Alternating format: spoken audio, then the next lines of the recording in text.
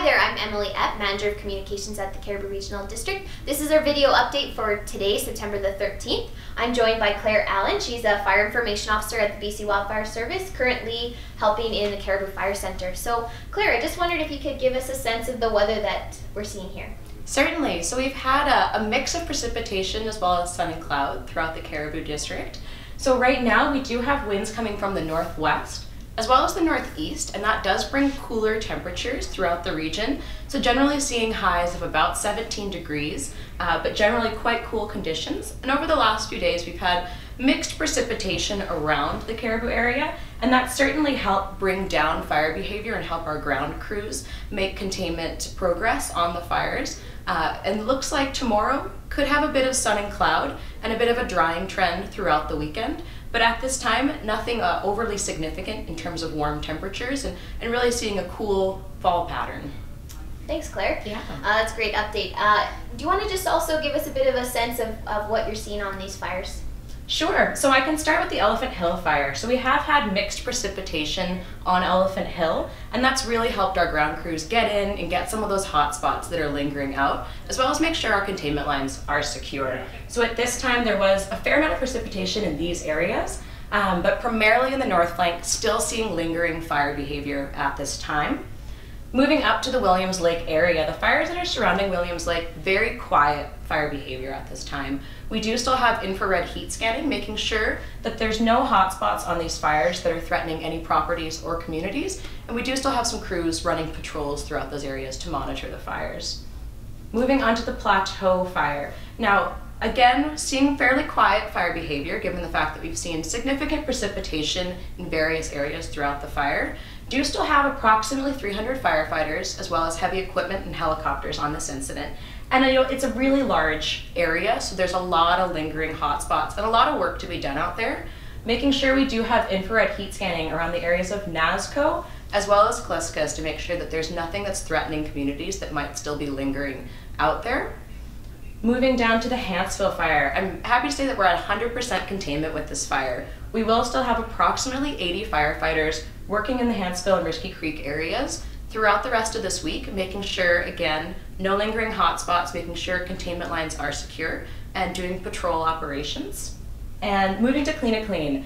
The Kleene fire has seen the least amount of precipitation of any of the Cariboo fires over the last week or so. So still seeing some lingering fire behavior. And for folks traveling along Highway 20, smoke is certainly visible, especially on that eastern flank that comes along the highway. So still some active fire behavior in this area, and given that it's tricky terrain, we will still have approximately 120 firefighters working there to make sure that everything's contained before we can call it any kind of containment at this point. Precipice Creek has had a fair amount of precipitation, and for right now, this fire is in a monitor-only status, which means that it is fairly contained. Still some hot spots that are burning in here, but well within the fire perimeter and in the park area as well. So monitor-only status at this time. Thanks for that update, Claire. And as Claire alluded to, with the progress that the BC Wildfire Service is making on the fires in the Cariboo, we've been able to see some great changes in terms of evacuation orders and alerts throughout the region. So since our last video update, we have had quite a few changes. Around the Plateau fire, on Sunday, September the 10th, we were able to downgrade that evacuation order to an alert. And then since then, some of those areas have also been lifted to all clear, specifically the areas northeast of Nasco and the southern half of the Plateau fire there. So this map is from yesterday, and those alerts are now lifted to all clear. So just one alert remaining on the northern side there for the Plateau fire. Also on the Elephant Hill fire in the CRD areas of that, we've had some great changes. So on Monday, September the 11th, we were able to downgrade the order to alert for some areas around Blotch Lake, Fawn Lake, and the northeastern side of Green Lake. Also, we were on Monday, we also lifted some of those alerts to all clear, and that was specifically for the areas north of the Horse Lake Road and east of Highway 97. So that affects the communities of Deca Lake, Sulphurous Lake, Horse Lake, and Lone Butte, and the northwest side of Green Lake. As well, yesterday we did have one last change in this area, the order again was downgraded, part of that to an alert, which enabled the North Bonaparte Road to be open. So there is still one evacuation order remaining in that area, as well as an alert.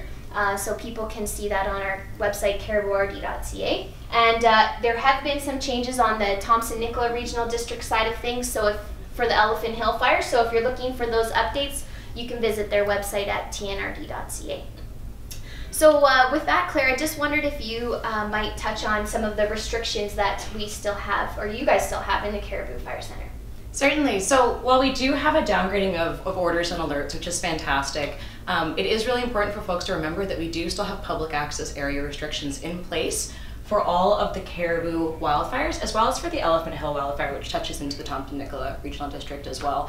And that's really to keep folks safe. There's still a lot of work to be done in these areas. There's ash pits, there's hot spots, and there's danger trees. So really trying to make sure that we can get folks home safe, and it's important that public remember that if they're out wandering in the forest area, there are still Section 11 area restrictions in place and possible fines and enforcement that goes along with that.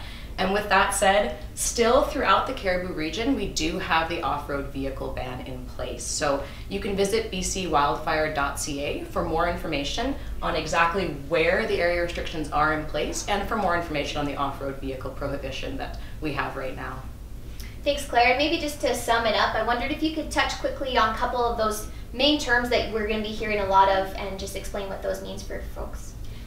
We talk about mop-up and patrol. A main component of that is assessing for danger trees. So throughout all of these areas within an active wildfire, a lot of the root systems of trees can be compromised. So our crews go through and work with danger tree assessors, danger tree specialists, as well as danger tree followers to remove those hazardous trees. So for folks returning home, it's important to remember that our crews do this on Crown land, but if you have private land that may have been affected by a wildfire, it's really important that you remember that these trees can be hazardous, and if there's a strong wind, what looks like might be a normal tree might actually have a compromised root system and could topple over quite easily with any kind of breeze in the area. So Emily, maybe if you want to touch on what folks can do on private land. Yeah, sure. So like she said, danger trees can be a concern if your property's been affected by wildfires. So we encourage you to reach out to your insurance company and hire a qualified arborist and work with them to assess and follow those danger trees that might be on your property.